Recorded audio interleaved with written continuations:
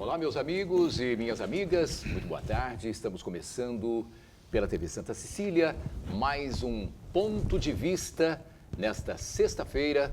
Sexta-feira tem uma programação especial, sempre às sextas-feiras, um programa especial aqui no Ponto de Vista, não é?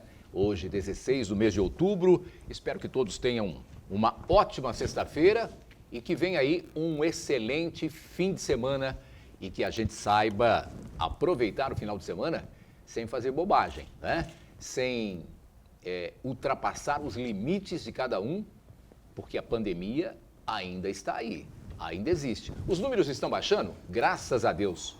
Boas notícias quanto a isso. Mas ainda, se a gente computar aqui que morrem mais de 500 pessoas no Brasil por dia, é muita gente. Chegamos aí a 152 mil mortos. 152.531 mortos até agora, mais de 5 milhões de infectados, o contágio é muito grande, não é? O Brasil é o segundo país com o maior número de mortos no mundo, perdendo apenas para os Estados Unidos. Então, a gente tem que tomar cuidado ainda. Todo dia a gente começa o programa fazendo este apelo e chamando a atenção das pessoas para que todos tomem cuidado. O uso de máscara aqui, todo mundo usa máscara aqui. Chega de máscara e depois vai embora de máscara. Só tira na hora do programa.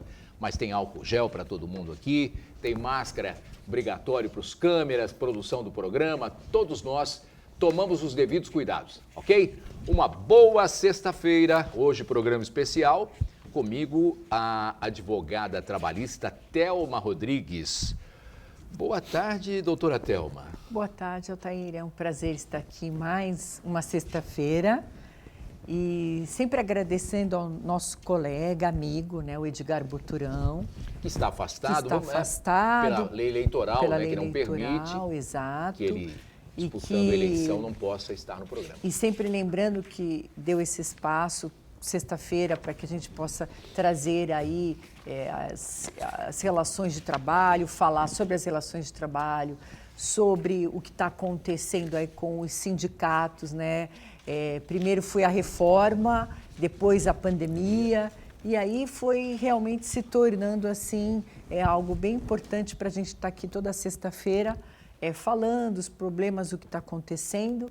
E sempre agradecendo a ele essa oportunidade, né? Porque sempre foi uma pessoa preocupada aí com a nossa cidade, com os nossos problemas, né? Trabalhistas, sociais da cidade. E esse programa da sexta não deixa de ser um programa de prestação de contas, né? De prestação de serviço, né? E atualizando também os trabalhadores, o que está acontecendo, né? Se bem que hoje em dia, com todas as mídias, né, as redes sociais, é bom que as pessoas, né, estejam bem atentas à nossa sociedade, né, principalmente nessa época de eleição, ver bem, né, tem que olhar... Tem que olhar o que o candidato vai propor, qual é o fundamento dele, o que ele pretende fazer, não é verdade, Altair? Porque nós estamos cansados de blá, blá, blá.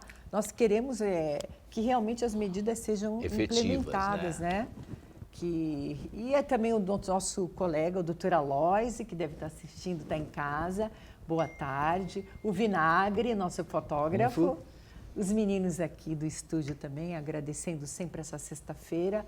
E vamos tocar. Vamos tentar, né? Vamos tentar abordar os assuntos. Já que você falou aí do cuidado que as pessoas devem ter aí com a campanha eleitoral, só ontem nós tivemos aqui na TV Santa Cecília um belíssimo debate com os 16 candidatos, democracia total. A TV Santa Cecília, parabéns aí à direção, né, a toda a equipe de jornalismo da TV Santa Cecília que ontem programou e realizou esse debate aqui nas dependências da TV com 16 candidatos, né? O Irineu, pensei que o Irineu ia ter um troço ontem, não é possível ficar no meio de 16 candidatos, leões, né? Porque o pessoal está ali com uma sede danada para falar do seu programa de governo, para discutir, para seja o que for. E não é fácil fazer essa intermediação de tantos desejos e tantas vontades, sei lá. Então, parabéns, Irineu, parabéns à TV Santa Cecília, a toda a direção, família Teixeira, mais uma vez, em alta na democracia, mostrando realmente como é que se deve proceder num país que quer viver a democracia na sua plenitude. É por aí e acho que a TV Santa Cecília mostrou isso de uma forma muito legal ontem. Conosco, ele que faltou na semana passada, e claro que vai ser descontado, né, Thelma? Vamos descontar do salário dele. Não, no final do mês isso não vai ter choro nem vela. Ele que é advogado trabalhista, professor, doutor José Stalin. Bom dia, boa tarde, doutor. Também boa tarde, eu até fico amedrontado perante o senhor, porque até bom dia eu troco aqui, já troquei nome, já fiz tudo aqui. Mas diante de tanto conhecimento, tanta sabedoria, a gente se sente menor, claro. Boa tarde. Boa tarde. É uma satisfação estar aqui mais uma vez diante desse programa, com a participação da comunidade, os colegas brilhantes, o ilustre âncora aqui desse programa. Muito obrigado pela bondade. E também trazendo novidades aí para os telespectadores em função daquilo que vem ocorrendo no país, no âmbito principalmente social e com reflexos diretos nas questões de trabalho, que envolve, evidentemente, a subsistência da população, dos trabalhadores, enfim, de todas as suas famílias. Mais uma vez, obrigado por estar aqui participando, viu? Prazer muito grande. Mesmo. Vamos em frente. É uma alegria vê-lo. Nós ficamos muito preocupados na semana passada, né, Thelma? Nossa. Falamos, será que, meu Deus, não pode, Covid, será que o Covid... A primeira coisa que a gente pensa... É Covid. É o Covid. A primeira coisa. O cara não tá bom. Covid, não, quebrou o pé, torceu o pé. Mas, a paura, né? É uma neura isso. Conosco também hoje o presidente do Sindicato dos Gráficos, Jorge Firmino. Boa tarde, Jorge. Boa tarde, Altair. Eu sou o secretário-geral do Secretário-geral? Bom, aqui quando não é, a gente já promove também. Eu queria até... Esse programa que está promovendo agora, mas queria até justificar aqui a ausência da nossa presidente, né? O sindicato é presidido pela nossa companheira Sueli Reis da Silva. Ela está na base, né?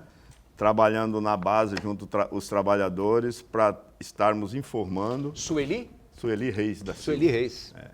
Nós estamos... Ela está na base,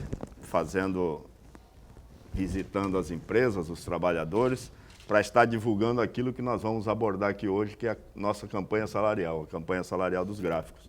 E aí a gente já aproveita o ensejo para agradecer mais uma vez o espaço aqui no programa, né?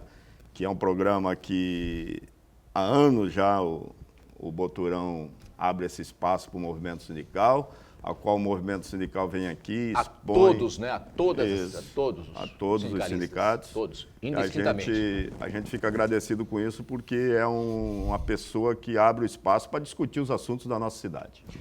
E isso o Edgar vem fazendo há muito tempo e diferenças políticas é uma coisa, não tem, sabe, pode até... Todo mundo sabe que cada um aqui tem uma direção política, não é? Olha, penso assim... Mas o Edgar sempre primou, né, por essa coisa de todo mundo ter um espaço aqui, sejam eles de direita, de esquerda, de centro, da onde for. Vamos discutir a cidade, vamos discutir o que é melhor para a cidade e, principalmente, os sindicatos que estão aqui, indistintamente, todos eles têm o mesmo espaço aqui. Independente de agradar alguns ou não. A gente sempre tem aqui a nossa posição política, a linha editorial do programa, isso não muda. Mas abrimos espaço e não é necessário que todo mundo concorde com o que a gente pensa, né? Mas o importante é abrir para que todo mundo possa expor os seus pensamentos. Mas começando já, Jorge, você falou da campanha salarial, vamos começar. Você já entra em campanha salarial? Nós estamos em campanha salarial. Né? A nossa data base é 1º de setembro. E aqui a gente queria até fazer um demonstrativo para o setor empresarial da nossa região, de como as negociações estão decorrendo aqui na nossa Baixada Santista, que o sindicato, a área de atuação dele vai de Bertioga a Peruíbe. A nossa data base é 1º de setembro. No dia 1º de setembro houve uma reunião de negociação com o sindicato patronal que tem a base ABC e Baixada Santista. Nós iríamos, uma reunião que nós não pudemos participar porque a nossa presidente é do grupo de risco, e ela depende de transporte público, ela foi para a rodoviária no horário costumeiro, que ela vai para Santo André, onde é a sede do sindicato patronal, e a empresa de ônibus cortou alguns horários, né, por conta da pandemia, e no horário seguinte ela não conseguiu mais passagem porque o ônibus já estava lotado. Anterior a isso, ela pediu ao sindicato patronal que a reunião pudesse ser virtual, né, por conta da pandemia. Eles ficaram de pensar e não deram resposta e não houve essa reunião virtual. Para nossa surpresa, o sindicato patronal se reuniu com o Sindicato dos Trabalhadores Gráficos do ABC, que fazem parte da mesma negociação. E, para nossa surpresa, no dia 2, recebemos um e-mail do sindicato patronal, dizendo assim, o assunto do e-mail, proposta final para a convenção coletiva de trabalho. Sem a nossa participação, já veio por e-mail uma proposta como intitulada de proposta final para a convenção. E o que nos deixou indignado e estranho foi o item C da proposta deles, denominada de cota negocial. Diz assim, estamos abertos para a negociação desta cota em favor do sindicato. Quero deixar bem claro para todos os trabalhadores gráficos da Baixada Santista e para todos os empresários gráficos da Baixada Santista que essa solicitação de cota negocial, aonde as empresas repassam um valor da folha de pagamento dos trabalhadores para os programas do sindicato, nunca fez parte da nossa pauta de reivindicação. Nunca. Embora a gente tenha conhecimento que isso, por várias vezes, foi negociado com o outro sindicato dos trabalhadores. Nós entendemos o seguinte, e nós estamos lutando. O último documento, Altair, que nós recebemos do sindicato patronal, foi que o Sindicato dos Trabalhadores Gráficos de Santos estão intransigentes e não querem assinar um acordo de 0% de reajuste para os trabalhadores. Então, o que nós queremos? Olhem bem, telespectadores, trabalhadores e empresários. Nós estamos falando aqui de uma infração de 2,94%. 2,94%. Nós queremos 2,94% no bolso do trabalhador. O sindicato, ninguém vai custear o sindicato a não ser os trabalhadores. Se o trabalhador entender que ele não quer contribuir com o sindicato, que o sindicato não é importante, que não lhe interessa mais, é outro assunto que nós vamos discutir com a categoria. Agora, receber dinheiro de patrão para custear qualquer tipo de ação do sindicato, nós não aceitamos. O Sindicato dos Trabalhadores Gráficos de Santos, ele é fundado como uma associação em 1926. E em 1931, nós adquirimos a carta sindical. E você não vê, ninguém vê o nome do Sindicato dos Trabalhadores Gráficos de Santos envolvido em qualquer tipo de coisas alheia a não ser aquilo que é a defesa dos interesses dos trabalhadores. Eu quero que isso fique bem claro, que nós não somos intransigentes. Tanto é que mesmo recebendo essa proposta final da classe patronal, nós ainda enviamos outras propostas. Para se ter uma ideia, nós chegamos ao ponto de fazer a proposta de R$ 2,94 parcelado em 2 vezes. É para resolver o problema, né? Nós queremos resolver o problema. Nós entendemos que o setor gráfico, não só o setor gráfico, como todo o setor empresarial, passa por dificuldade, nós entendemos perfeitamente. Só que o setor gráfico, ele não vem... A Covid veio para contribuir. O setor gráfico, ele já vem passando por dificuldade há 5 anos. Tanto é que em 2015 nós já fizemos um acordo da infração parcelada em 2 vezes. Tanto é que em 2016 o reajuste foi 0. Tanto é que em 2017 o reajuste foi trocado por um abono. Então o trabalhador já vem contribuindo com o setor gráfico há muito tempo. Ok. Eu queria ouvir sobre isso, Thelma. Quer acrescentar alguma coisa sobre já essa briga trabalhista, quer dizer, esse empenho em buscar 2,94, é isso? É isso. 92 ou 94? 94. 94, 2,94 aí. Essa que questão tá tão difícil. da negociação coletiva já foi acho que sexta-feira passada o doutor Sterling veio na retrasada, nós estávamos falando exatamente sobre essa questão de negociação coletiva, né, que depois da emenda 45, para os sindicatos poderem ingressar com dissídio no TRT, tem que ser de comum acordo. Então, tudo isso prejudicou já muitos sindicatos na questão. Então, quer dizer, eles ficam numa negociação coletiva eterna. Sim. Vai para lá, vem para cá e não se resolve, né? Então, o que eu acho que precisa mudar é essa questão aí desse comum acordo. Porque a partir do momento em que não tem proposta, que ele teria que ingressar, né? Se fosse antes, ingressaria com dissídio para poder resolver esse problema. E não aconteceu, porque ele é obrigado a ficar nessa negociação, né? Ninguém pode ir lá ingressar, tem que se estudar medidas que sejam cabíveis, né, nessa situação. Então, a situação dos sindicatos é difícil. Bastante. E tem a piorar, por quê? Porque, como o Jorge mesmo falou, os sindicatos já vêm fragilizados desde da reforma, né, quando não tem mais contribuição, né, que a contribuição é voluntária. É voluntária agora. Então, quer dizer, mais essa parte aí vai agravando... Ainda mais aí, fragilizando a situação dos sindicatos, né, que perdeu, depois da reforma trabalhista, ele perdeu toda a força. E eu sempre pontuei aqui, depois, quando colocaram o Bolsonaro assinou a medida provisória, que virou lei e tal, o que aconteceu? Chamaram os sindicatos para participar das negociações.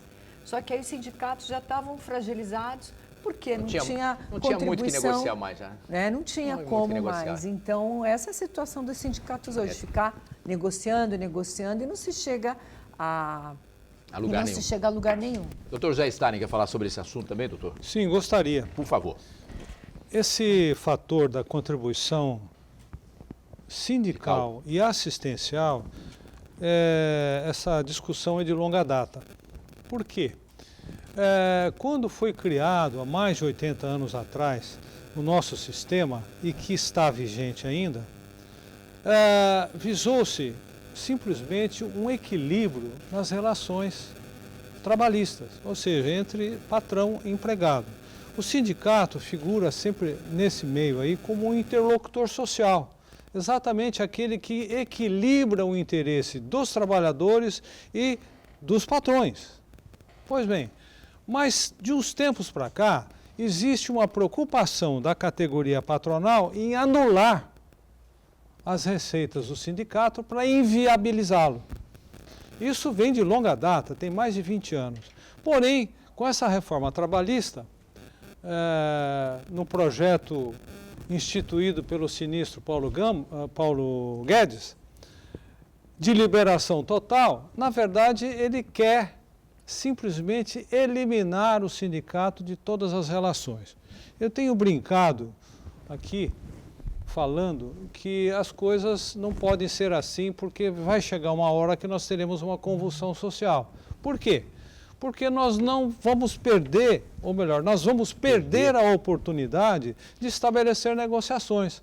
Você não pode, entre o leão e o cordeiro, estabelecer uma relação de amizade. É impossível. Os interesses são vitais e diferentes. O que nós estamos assistindo a partir de 2017, graças ao Michel Temer e esse Rogério Marinho, que ainda é ministro do governo atual, implementou-se uma política perversa de eliminação dos sindicatos. Essa que é a verdade. Então, os sindicatos patronais estão a cavaleiro dessa história, tentando negociar aquilo que não diz respeito a eles, porque isso diz respeito ao interesse do trabalhador, dos sindicatos dos trabalhadores. Eu pergunto, como é que vão ficar essas relações no futuro, né? O trabalhador tem condições de discutir salário, condições de trabalho, enfim, uma série de situações, de circunstâncias da relação de trabalho diretamente com o patrão? É claro que não. É absolutamente impossível. Então, nós estamos voltando ao sistema da escravidão. A verdade é essa. Ou seja, estamos retornando a 150 anos atrás, quando existia esse sistema de trituração das relações sociais, que imposição de trabalho para menores, para mulheres, para doentes, para todo mundo, em função da produção. Então, a gente olha com bastante preocupação, no sentido de quanto tempo vai perdurar essa persistência de se eliminar o interlocutor social. E é preciso dizer que o sistema que foi idealmente criado, e bem criado, há mais de 80 anos atrás, previa exatamente o equilíbrio entre as partes, coisa que não está havendo agora. Mesmo porque isso daí está até seguindo pelos tribunais, ou seja, pela interpretação exclusivamente literal da lei e não esquecendo o aspecto histórico, sociológico, enfim, sanitário, tudo está sendo destruído. Então eu prevejo que o futuro aqui para as relações de trabalho, para os trabalhadores, será a pior possível a persistir essa perseguição, essa intenção de demolir direitos que foram sedimentados durante 150 anos. Fragilizou-se com certeza o trabalhador, como colocou aqui a doutora Thelma, depois da reforma, né? Os sindicatos ficaram muito fragilizados, perderam muita força, não sei se perderam toda, mas perderam muita força, porque se cortou uma raiz muito grande do sindicalismo, né, no Brasil, né?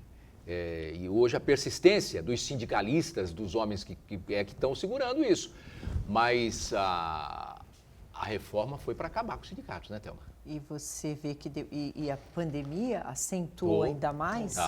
Por quê? Porque está coagindo os trabalhadores agora a assinar acordos, né? Porque essa reforma deu essa liberdade. Olha, é melhor você assinar esses termos aqui de acordos ou não tem trabalho ou perde seu emprego. Não tem mais nada. E perder, já está perdendo. O mercado, infelizmente, aí tem uma recessão que está chegando grande e isso é inevitável diante da pandemia. Mas a coação que é feita... a pressão é muito forte. A pressão é muito forte, ele assina. Ele abre mão dos direitos que ele tem para receber aquilo ali e acabou. Né? Eu tenho visto isso na prática aí no dia a dia. Olha, a empresa tal vai encerrar as atividades, o senhor não vai receber nada. É melhor o senhor assinar aí. Assinou o documento, querido, já era. Você não pode reclamar mais nada. E os sindicatos... Né, doutor Stalin estava ali ainda querendo complementar. Tem um complemento, doutor. Simplesmente é interessante essa situação. Vamos lá, rapidamente. Essa situação é interessante porque com essa pandemia, o Poder Executivo e o Legislativo passaram a criar mecanismos, né, através de medidas provisórias, lei, decreto, o último é agora do dia 13 de outubro, né, prorrogando até dezembro uma situação. Agora, o que eu quero pontuar é o seguinte: tem situações aqui em que há dependência do sindicato, porque a lei remete o sindicato celebrar acordos coletivos de trabalho. Como é que fica? Como é que vai fazer o sindicato que não tem recursos e não pode cobrar ou deve cobrar é uma entidade é uma entidade pública, privada. Tem que decidir, entendeu? Isso, né? E tem que ter alguma coisa para sua sobrevivência. Então, como é que vai bancar assembleias de trabalhadores para fazer acordos coletivos e tudo? De que forma? Quer dizer, então, vamos eliminar o sindicato e, ao mesmo tempo, nós precisamos do sindicato. É muito interessante a situação, né? Bom, ponto de vista de hoje é aquele dia na semana que a gente tem aqui a doutora Thelma, o doutor José Stalin e os nossos convidados. Hoje conosco também o Jorge Firmino, que é o secretário-geral do Sindicato dos Gráficos. Quero aqui mandar um abraço a Sueli Reis, a presidente aqui. Me perdoe, viu, Sueli? Foi aqui naquela do presidente aqui que eu pulei aqui. Mas um grande abraço à presidente Sueli e o Jorge Firmino, que é o secretário-geral.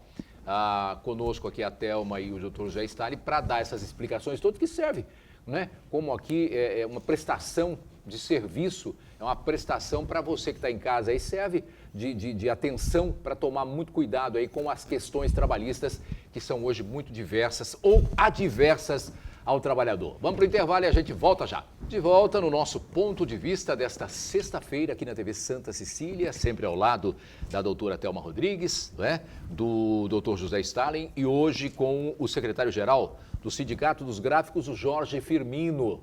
E, aliás, Jorge, você já queria completar alguma coisa no intervalo anterior sobre um dissídio, é isso? Em cima daquilo que o doutor Stalin explicou aí agora há pouco, o sindicato patronal, ele fez uma live com os empresários aqui da Baixada no dia 7 de outubro, e aí mandou um ofício para o Sindicato dos Gráficos dizendo que as negociações estão encerradas e que na live os empresários da Baixada Santistas estão referendando o acordo que foi assinado no ABC. Quero ser bem claro para os empresários da Baixada Santista. Nós não demos procuração para o Sindicato dos Gráficos do ABC negociar em nosso nome. Quero deixar bem claro para os empresários da Baixada Santista.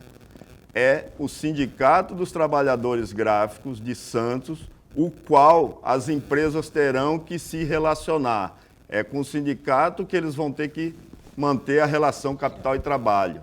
Que eles não se esqueçam disso. Quando for registrar acordo ou negociar algum tipo de acordo coletivo, na explicação do Dr. José Stalin, é o Sindicato dos Gráficos de Santos que eles vão ter que se reportar, e não o Sindicato do ABC. Que isso fique bem claro aos empresários da Baixada Santista. Deu para entender, né, gente? Tá por aí a coisa, viu? O doutor José Stalin falou aqui, eu quero mudar aqui um pouquinho aqui agora. O governo ampliou a redução de jornada e suspensão de contrato até dezembro. Foi sobre isso que o senhor falou aí, esse decreto do presidente Jair Bolsonaro? O senhor pode falar sobre ele, né? Explica para as pessoas entenderem, já esmiuçando. De forma simples. O que houve foi o seguinte. Primeiro houve a medida provisória 936, né? E depois ela foi transformada na Lei 14.020. E essa lei delegou ao Poder Executivo, no caso da extensão no tempo da pandemia, de que o Poder Executivo poderia complementar ou fazer a extensão do prazo ou desses direitos previstos na lei, através de decretos. Então, simplesmente para evitar aquele problema de fazer projeto de lei, vai aprovar pelo Congresso. Então, o Congresso já decidiu. Muito mais prático. O Executivo emite o decreto e está resolvendo. Então, em função disso, já houve esse é o terceiro decreto, o 10.517, agora do dia 13, que prorrogou toda aqueles direitos que foram assegurados através da Lei 14.040, até dezembro, o que já era previsto, porque evidentemente que essa pandemia está se estendendo. Então, a questão de redução de salário, em função de redução de jornada, suspensão do contrato de trabalho, então hoje está projetado para dezembro. Até dezembro agora. Completando cada um deles os 240 dias, né, de vigência dessas regras estabelecidas na lei. Mas eu vou mais longe. A maior preocupação nossa no momento já não é mais dezembro, porque dezembro está chegando. Dezembro está aí. Papai Noel já está batendo na porta aí, né? E a pandemia continua batendo recorde, né? De contaminação, de mortes, etc. E eu penso que nós vamos superar o mês de dezembro fácil. Eu já estou vendo que essa questão aí deverá se estender até no próximo ano, provavelmente até maio, junho do ano que vem, né? Voltando até no tempo que aquela gripe espanhola também teve uma conotação parecida, num campo até menor, mas morreram 20 milhões de pessoas, e isso daí não se estendeu em 1, 2 anos, não, se prorrogou até pela década de 20 inteira. Então, olhando a gravidade da atual pandemia, então a gente precisa observar que a coisa não vai terminar em dezembro, vai se prorrogar. E eu gostaria, né, eu rezo a Deus para que o governo seja sensível também com a população, no sentido de prorrogar essas medidas e assegurar a manutenção dessa população carente e necessária. Então, vamos ver o que vai acontecer. Então, por hora, até dezembro, as coisas estão valendo como foi estabelecido na Lei 14.020. Até dezembro, mas deve ultrapassar aí para até meados do ano que vem. Doutora, pois não, doutora Thelma? A única preocupação aí dos trabalhadores que chega, né, que a gente vai comentando doutor, e agora, meu 13º e férias, né? Tendo em vista que foi prorrogado para dezembro, como é que vai ficar, né?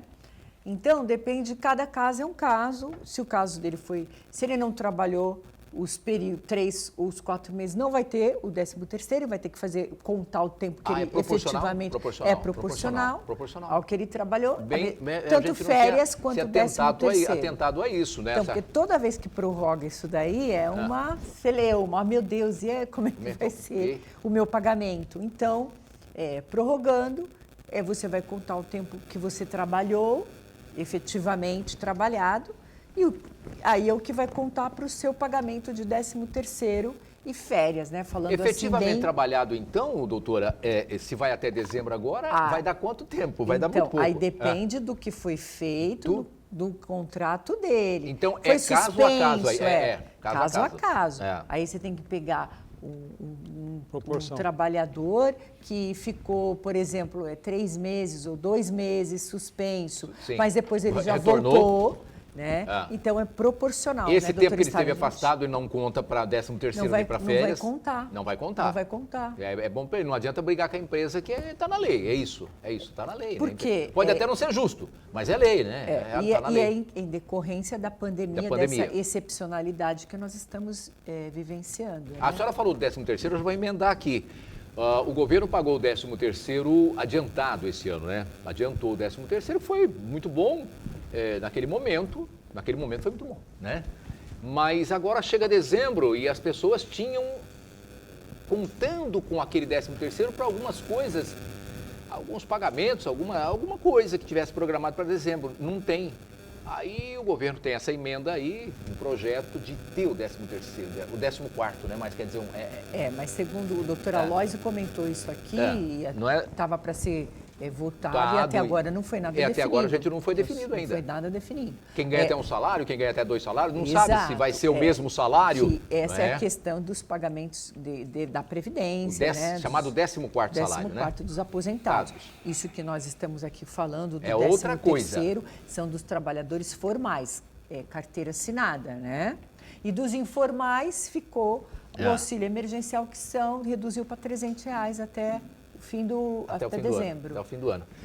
Pois não, doutor? Eu penso que, em função do 13º salário... 14º? Não, do 13º normal. Aqui normal. Esse outro caso é excepcional, depende ainda do Poder Legislativo.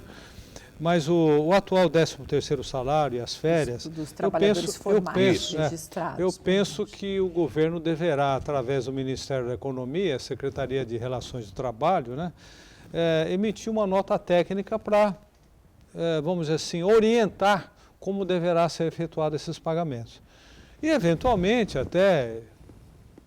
poderá ser objeto de um decreto da Presidência da República.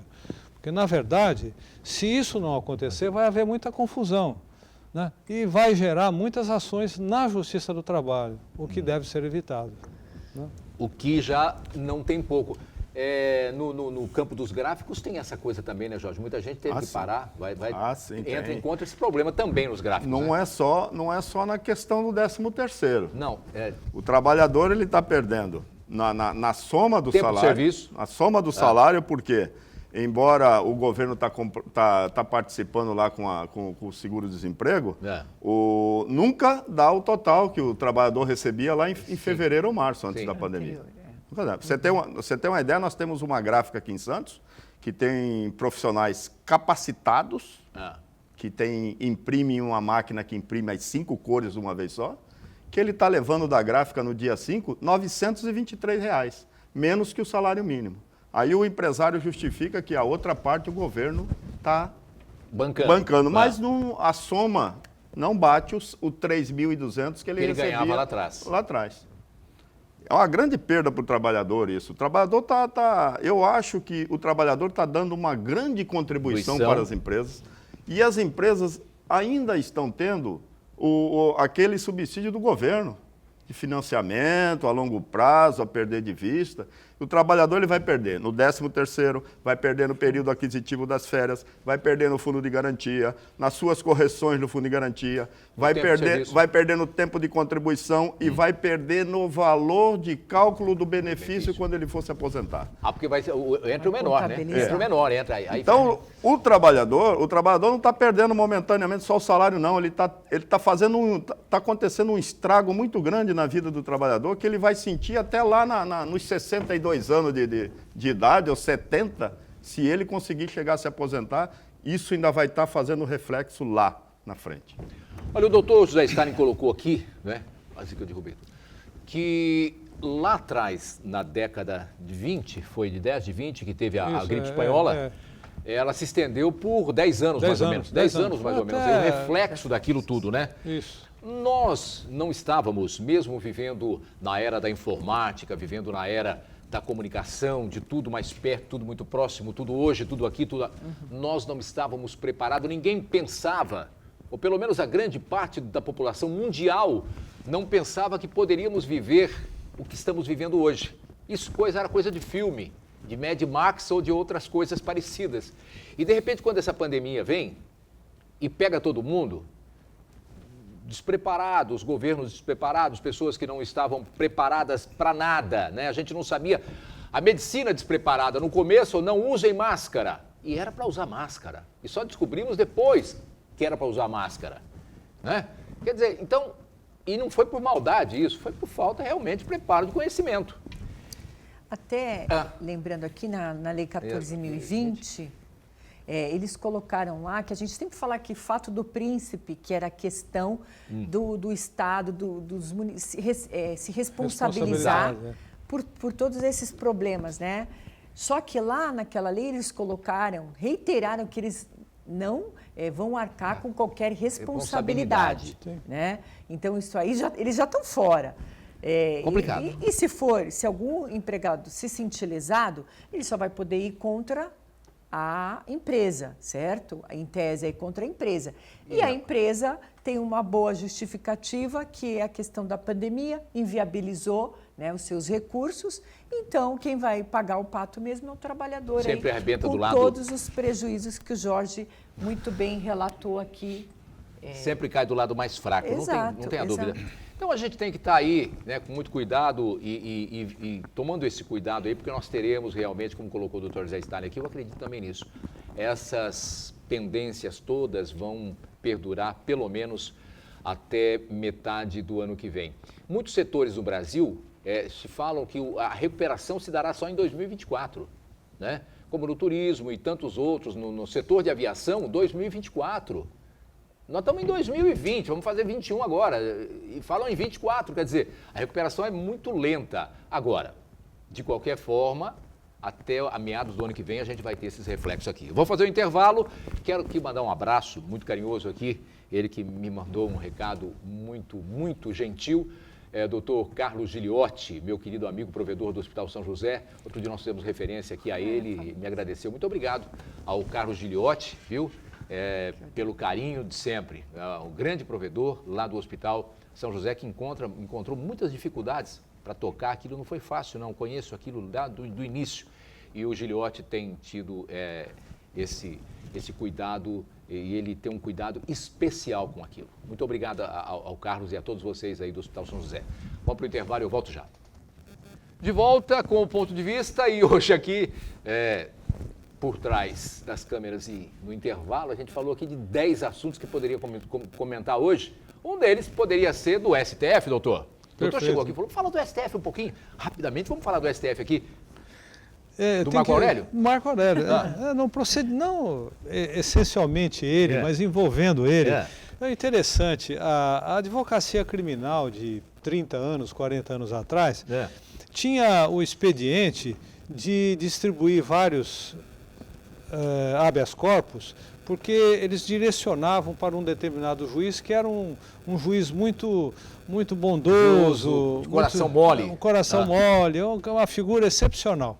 Não vou declinar o nome dele.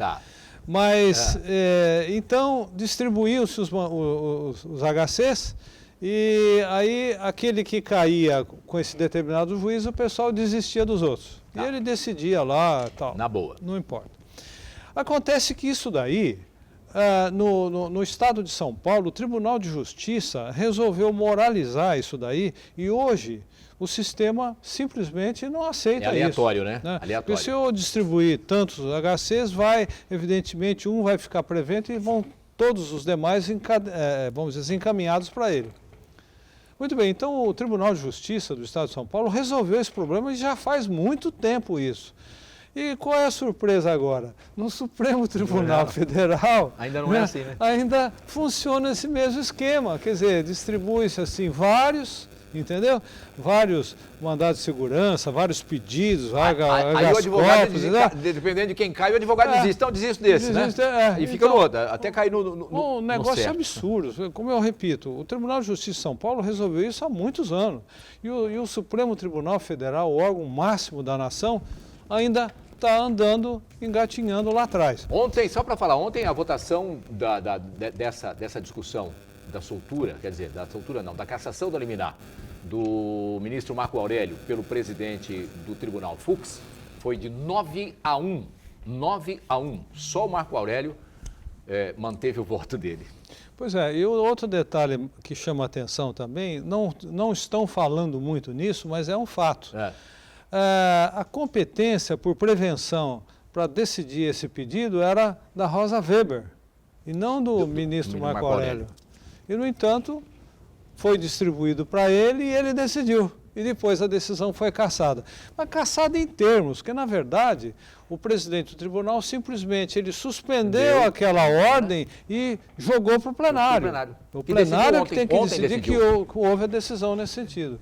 Então, a decisão está perfeita. Porém, nessa altura do campeonato... O André já está longe. Muito longe.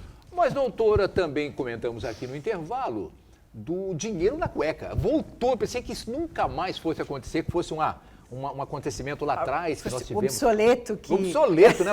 Não usa mais, isso não pega. Isso pegou, né? Antigamente, pegou outra há vez. 30, 20 anos atrás. Pois agora com criptomoeda, tantas coisas, para ele poder... Deu dinheiro, ele foi... Eu acho que faz mais de 20 anos, não faz que aconteceu aquilo? Faz uns 20 ou mais, né? Eu acho que tem uns 20 anos, uma coisa né? antiga. Era mala, depois da mala passou para cueca. E voltou na cueca agora. Voltou na cueca. É porque ele é um senador antigo, né? Que já usa métodos mais antigos. Mais antigos, tal. E olha... Mas para a polícia agir assim, é porque havia provavelmente outras ocorrências com o mesmo personagem. Não é verdade? É que lá no... Roraima, né? O estado dele é Roraima, né? A gente fala Roraima, o pessoal lá quer matar. É Roraima. Então, lá no estado de Roraima, a coisa foi feia. O dinheiro da pandemia sumiu, né? E aí... A Polícia Federal, inclusive, hoje tem mais batidas da Polícia Federal lá, mas sobre outros aspectos que não esse. Tem mais bronca lá, tem mais coisa lá. Mas esse da cueca voltou, viu, doutor? Então, eu achei interessante aqui o pessoal discutindo aqui, mas...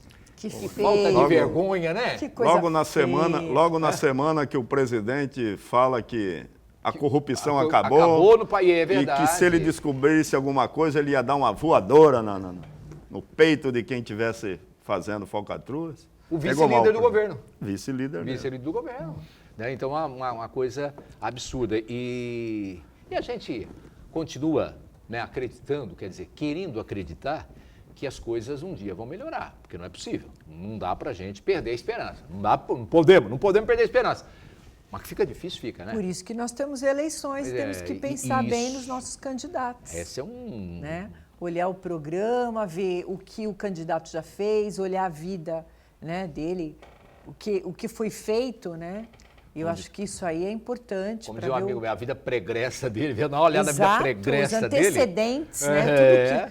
Tudo o que ele já fez, quais as ideias que ele tem. Qual é o compromisso que ele vai ter com a população da sua cidade?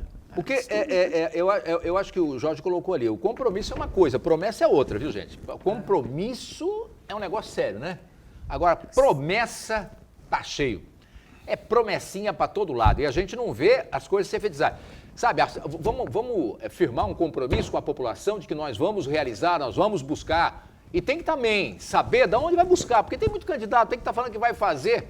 Aqui vai virar Suíça, vai virar Miami, mas não falam de onde vão tirar o dinheiro. Não é? Não dá para ser assim. Então, cuidado. E não é quando eu falo aqui no Brasil. É Santos, São Vicente, Guarujá, Praia Grande, Cubatão, em Goiás, na Bahia, em qualquer lugar. Muito cuidado, porque o que está mais próximo da gente é o prefeito e é o vereador. Exato. Tá? Exato. A gente fica preocupado aqui com votar no presidente, votar no senador, votar no governador, votar no deputado, mas você esquece que para falar, você não consegue falar com... Você consegue falar com os pessoal? Não. Mas o vereador você encontra ele, o prefeito você encontra ele. Você faz lá na...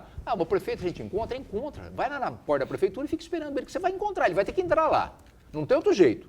Agora, o presidente da República você não faz, não é? É verdade. Fica difícil. Então, a mais importante para todos nós, povo, é o vereador e é o prefeito. É na cidade que a gente vive, né? Mas, olha, eu tenho uma outra coisa muito triste aqui para falar, que o IBGE chega à marca de 14 milhões nessa semana de desempregados. Eu, particularmente, acho que é muito maior, Jorge. Com certeza, né? Hã? Com certeza é maior esses números. Pelo menos o dobro, né? Pelo menos. Mas isso já vem de longa data. Eu estou falando aqui porque é uma contagem oficial, a gente vê pelo... Isso não é por conta da pandemia, né? Não, Tem não. que deixar isso bem claro, que isso já vem já... Antes da pandemia, a gente falava em quantos milhões de desempregados, Thelma? 12? Antes da pandemia estava em torno de 13 milhões. 13 milhões. 13 Quer dizer, milhões. só 1 milhão a mais? Não. Na pandemia Não, toda, quer só 1 dizer, milhão a mais? Esses números aí são captados na Secretaria do Trabalho, do Ministério da Economia, onde eles se preocupam com as carteiras assinadas. Mas não é isso. Nem a massa trabalhadora não depende exclusivamente da carteira profissional, não.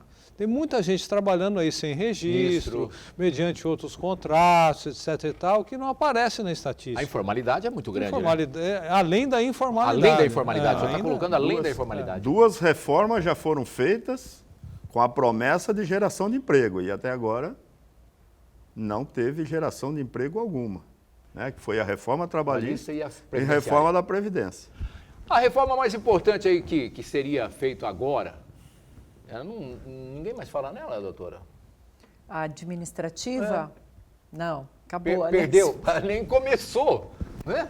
Só de falar que teria Só nós que falamos como aqui. o Michel veio falou na nela, que semana foi nós passada, aqui. né, que o Michel, Foi nosso, que é o coordenador, ele voltou com esse assunto na semana passada, falando que... Acho que é só nós que voltamos a esse assunto. E aí acabou, né? Aí o problema é que aí toda a sociedade, tudo se voltou essa semana para o STF nessa questão. Sim, a gente criminal, vive de fatos, né? O doutor Stalin ainda falou, vamos comentar, mas eu falei, doutor Stalin, essa parte criminal, temos bons aí, deixa... Não, Thelma, mas pode respingar aqui. Pode respingar, mas vai respinga de qualquer forma, não tem jeito. Na nossa área. Querendo ou não queira. As tradições, né? Falar, professor, por favor, não vamos tocar nesse assunto.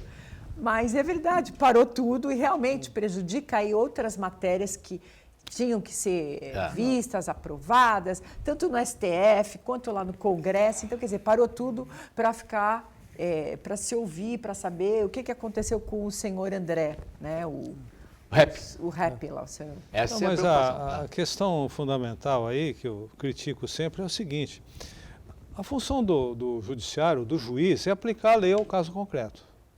Agora, para aplicar a lei, é necessário fazer a interpretação da lei. Isso. Só que a interpretação, como foi feito lá pelo ministro, em Brasília, não é aquela interpretação exclusivamente literal. Fria, né? das palavras, tem da uma letra. série o sistema é muito mais amplo, a hermenêutica, né?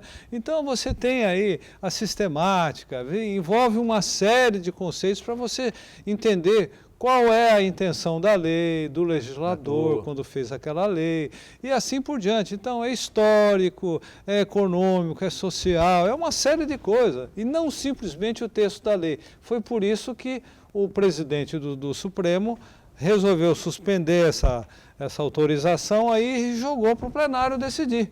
e mais cabeças vão pensar, e pensaram mesmo, o resultado foi 9-1. Tá, eu vou só aqui voltar nesse assunto, que eu acho que legal, e as pessoas gostam, e a doutora respingou aqui, então respingou, eu vou voltar aqui. Nós falamos aqui da cueca, foi o irmão do Genuíno que foi para aquela vez, foi o irmão do Genuíno. O irmão do Genuíno, o diretor está me colocando aqui, foi o irmão do Genuíno, não me lembro o nome dele. Mas o presidente, não presidente, o ministro Barroso pediu aí o afastamento, pediu não, ele notificou, né, e protocolou aí o afastamento do senador envolvido com a cueca aí, com o dinheiro na cueca. E aí o Senado, doutora, o Senado disse, opa, peraí, já criou um problema lá ontem. E hoje a coisa vai ferver. O problema aqui é do Senado, não tem que se meter aqui. Como é que é agora?